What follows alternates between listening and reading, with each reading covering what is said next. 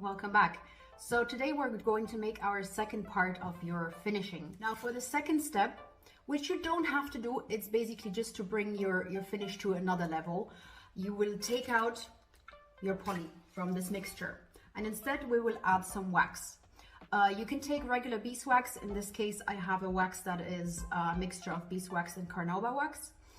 And again, you want the same quantities. You will take a spoonful or however much you need of your wax and add your oil and white spirit to that. And obviously, because this is solid, I usually like to do a warm water bath to melt the wax. That way I have an almost liquid consistency and I can apply it almost like butter. Now that's the quantity that I'm using. I'm going to melt this first just to kind of see how much it actually is, to be able to add my parts of oil and white spirits to this. Now you see here I have boiled some water and I just added to my pot, and all I'm going to do is put my jar in here and then I just let it melt. There you go, that's it. It's that fast. Now you saw how quickly a job that was, and now I know exactly how much I have in here. So I'll just add my oil, give it a good stir, and that is your mixture that we will apply now one coat of.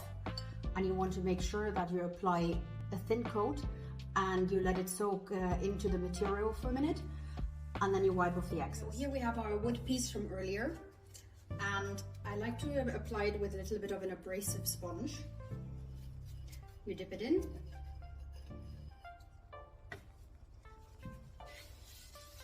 and don't worry about it too much.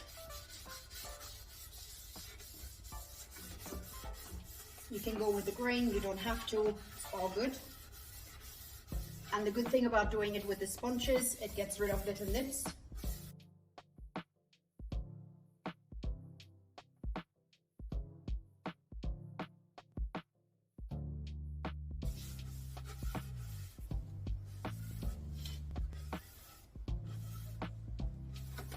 There you go, that's all you do. And you let it dry and it's absolutely beautiful.